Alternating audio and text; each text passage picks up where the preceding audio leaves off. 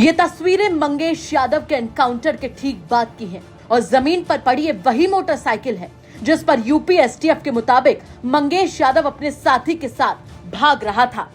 और ये तस्वीर 28 अगस्त की दोपहर ठीक उस वक्त की है जब भरत ज्वेलर्स में डाका पड़ा था। दुकान के बाहर लगे सीसीटीवी कैमरे में दोनों बाइकें कैद हो गईं। यही वो दोनों बाइक्स हैं जिन पर 5 लुटेरे डाका डालने आए थे। और ये है उस मोटरसाइकिल की चोरी की एफआईआर।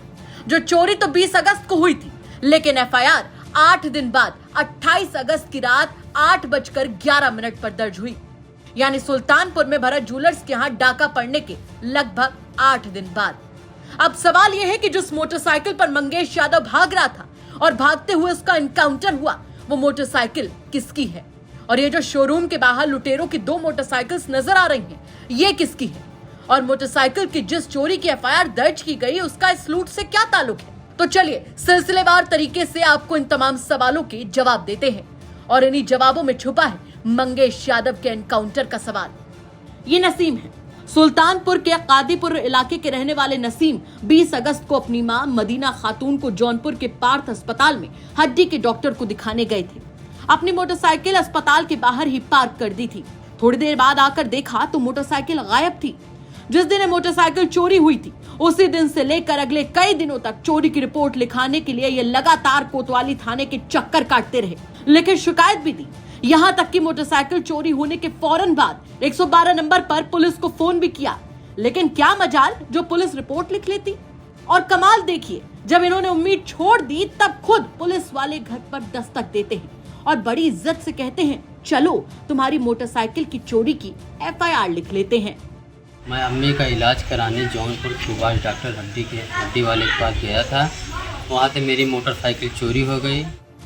तो सुना आपने, मोटरसाइकिल चोरी हुई 20 अगस्त को। नसीम ने 112 नंबर पर पुलिस को कॉल भी किया, कोतवाली के चक्कर भी काटे, पर रिपोर्ट नहीं लिखी गई। नसीम ने थाने के कितने चक्कर काटे थे, ये इनके पिता मकबूल अहमद से सुन लीजिए। साथ में गया था, वो भी अपने मतलब एक संधि को दिखाने का मतलब, तो दोनों आदमी गए थे। तो दोनों आदमी जब वहाँ पहुँचे तो गाड़ी सामने डॉक्टर साहब उसके ठीक सामने खड़ी कर दिए। बोले अभी नंबर है 58-59 नंबर था, अभी दिखा के हम लोग चले आएंगे। तो क्या हुआ कि जब ये दिखाने जैसे अंदर गए 2 और 2:30 के बीच में, तो वहाँ से गाड़ी वो तुरंत जब अंदर गए वो गाड़ी लेके चला गया। कौन? पता नहीं कौन लेके चला गया। चोरी हो गई वहाँ से। अब उसके बाद लड़का जब सुना कि तुम मेरी गाड़ी है नहीं, वो परेशान हो गया कि मैं किधर जाऊँ, इधर जाऊँ या उधर जाऊँ। तो जो मेरे साथ में उसके साथ में जो लड़का गया था, वो बोला कि नसीम यहाँ बर्बाद समय मत करो, चलो चौकी में चलते हैं। तो चौकी में गए तो बोले कि अभी बहुत बिजी हैं हम लोग, थोड़ा बाद में अभी। हाँ, तो वहाँ से आए। उसके बाद बोला 112 पे फ़ोन करो। 112 फ़ोन किए तो वो 112 आई वहाँ। तो डॉक्टर साहब बोले कि अभी बहुत भीड़ है, हाँ आधा घंटे के बाद आओ, थोड़ा मतलब खाली हो जाएगा तब देख सीसीटीवी कैमरा चेक करते हैं। बहरहाल लड़का बोला कि डॉक्टर साहब 7 बज रहा है, अभी बहुत देर हो जाएगी, अम्मा भी मेरे साथ है। इसलिए वो तीनों आदमी एक बाइक से चले आए घर। मतलब मेरी औरत और मेरे 2 रिश्तेदार थे जो और दिखाने गए थे, वो तीनों आदमी चले आए।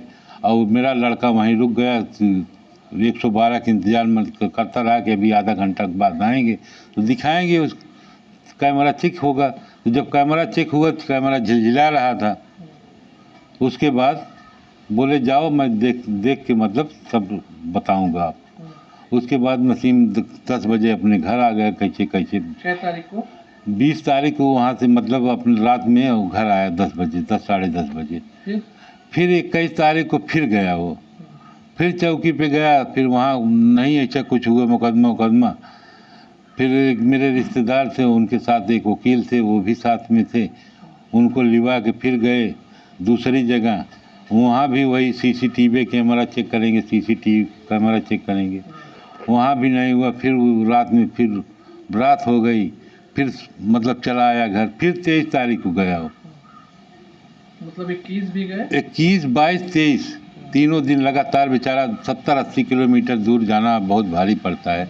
लेकिन वही बस मतलब कि FIR कम से कम लिखी उठे, मतलब थोड़ा सुकून मिल जाए हम लोगों को, क्या पता।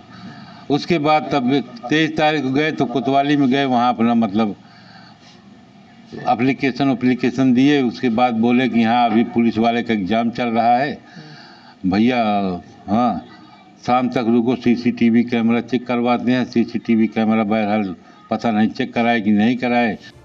नसीम थाने के चक्कर काट काट कर जब परेशान हो गया तो फिर थाने जाना ही छोड़ दिया। उसने मान लिया था कि अब मोटरसाइकिल दोबारा नहीं मिलेगी। लेकिन तभी 28 अगस्त को सुल्तानपुर के भरत ज्वेलर्स के हाथ डाका पड़ता है। STF मामले की जांच करती है। ये डाका 28 अगस्त की दोपहर करीब 12:30 बजे पड़ा था और ठीक उसी दिन 28 अगस्त को रात 8:11 पर अचानक नसीम की चोरी हुई मोटरसाइकिल की FIR दर्ज हो जाती है ना कमाल। ये उसी FIR की कॉपी है। इसमें दर्ज तारीख और वक्त आप खुद देख लीजिए। पर इस FIR की खास बात यह है कि पुलिस ने इसमें कहीं ये नहीं लिखा कि नसीम लगातार थाने के चक्कर काटता रहा और उसकी कोई सुनवाई नहीं हुई। FIR में सीधे सपाट बस यही लिखा गया कि 20 अगस्त की दोपहर 2 बजे मोटरसाइकिल चोरी हुई थी और अब उसका मुकदमा दर्ज कर लिया गया है। तो FIR तो आपने देख ली, लेकिन अचानक इसके दर्ज होने के पीछे की कहानी भी जान लीजिए। दरअसल सुल्तानपुर में हुई लूटपाट के बाद जौनपुर की पुलिस नसीम के घर पहुंची, फिर उसे अपने साथ ले गए। 28 अगस्त की पूरी रात नसीम पुलिस वालों के साथ था। फिर 29 अगस्त की दोपहर वो घर लौटा, लेकिन 29 अगस्त की शाम पुलिस फिर उसे अपने साथ ले गई और रात को छोड़ दिया।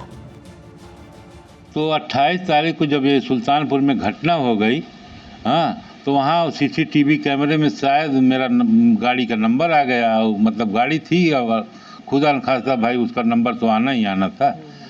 तो सुल्तानपुर की पुलिस, जौनपुर की पुलिस, कादीपुर की पुलिस सब मेरे घर पे आ गई। लड़का मेरा कादीपुर गया था, सामान वामान दुकान बनवा रहे थे, उसी सिलसिले में थोड़ा सामान लेने। उसके बाद जब देखे तो जब वहाँ रोड पे बोले रोड पे आओ, तो मैं रोड पे गया तो देखा कादीपुर के दरोगा दीवान साहब थे। तो मैं उनसे सब अपनी स्थिति बताने लगे कि सर ऐसी बात हो गई और 20 तारीख को मेरी औरत गई थी, मेरा लड़का गया था नसीम, और वहाँ मेरी गाड़ी चोरी हो गई। बोला डॉक्टर साहब पर नंबर है। मैं बोला हाँ सर डॉक्टर साहब पर नंबर भी है, बिल भी है, सब कुछ है, हाँ।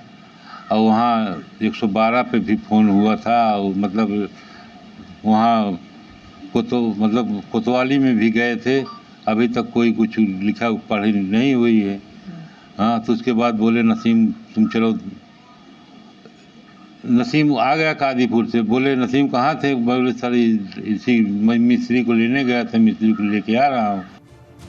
अब सवाल ये कि जिस मोटरसाइकिल की चोरी की रिपोर्ट लिखाने के लिए नसीम लगातार थाने के चक्कर काटता रहा, आनन फानन में ऐन वक्त पर सुल्तानपुर में हुए डाके के बाद उसकी रिपोर्ट क्यों और किस मकसद से लिखी गई, तो इसकी भी 2 कहानी है।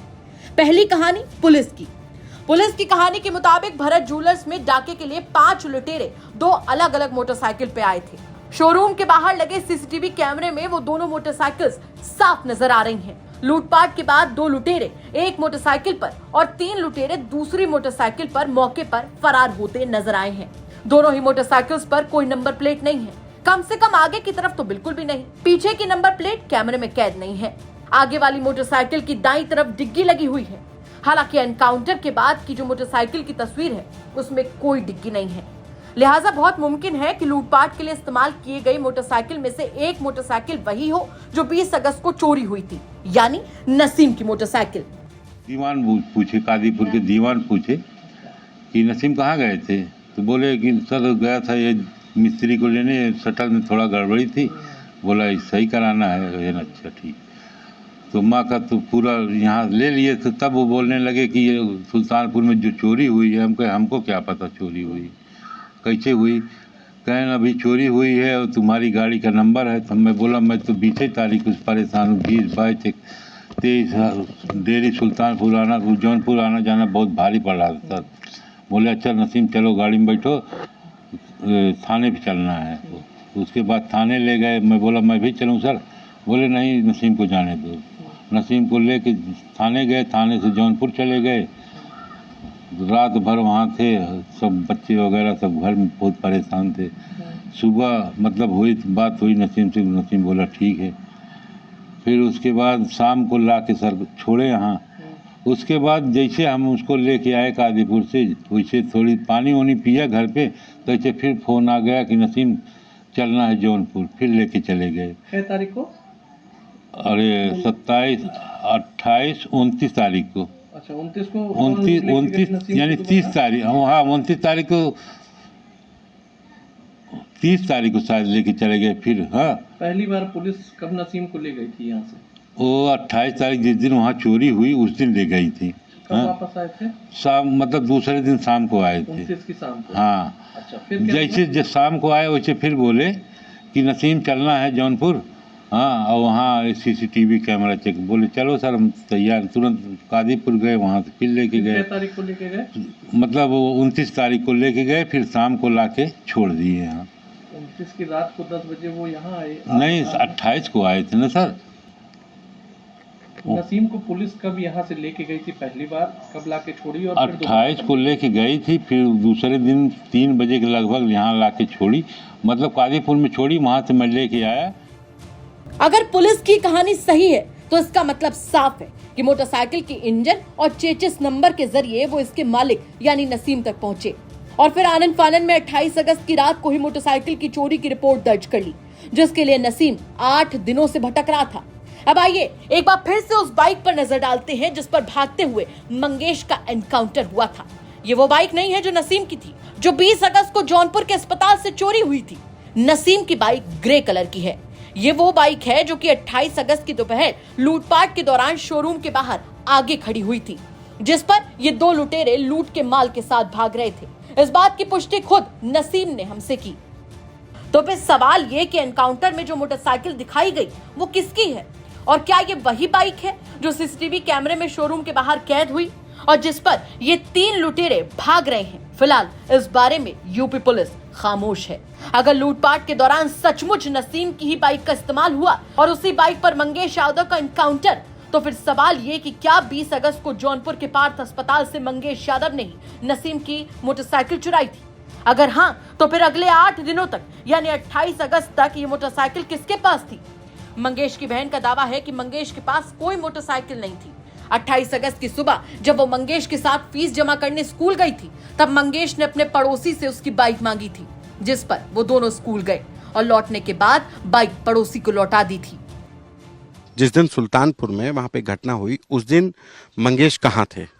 उस दिन मंगेश हमारे साथ थे। स्कूल पे गए थे फीस जमा करने के लिए, जो कि हम फीस कार्ड यहाँ घर पे छूट गए, हम फीस जमा नहीं कर पाए। फिर लेकर आए, वापस मम्मी को दिए और जब स्कूल से घर हम लौट के आए 2 बजे, तो भाई हमारे घर पे ही थे। ये कब की बात है? ये 28 तारीख को। 28 अगस्त को? हाँ। 28 अगस्त को कितने बजे से कितने बजे तक भाई तुम्हारी आंखों के सामने थे? वही 9-10 बजे तो स्कूल पे गए थे, फिर 2 बजे आए थे।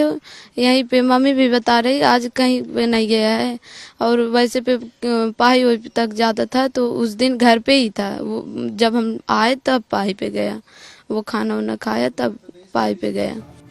नसीम ने बताया कि 20 अगस्त की दोपहर जब उसकी बाइक चोरी हुई, तब उसने खुद अस्पताल के CCTV कैमरे में बाइक चुराते 3 लड़कों को देखा। ये तीनों लड़के उसी मोटरसाइकिल के करीब खड़े थे, फिर मोटरसाइकिल लेकर चले गए। लेकिन CCTV फुटेज इतनी धुंधली है कि पता नहीं चल रहा कि वो लड़के कौन हैं।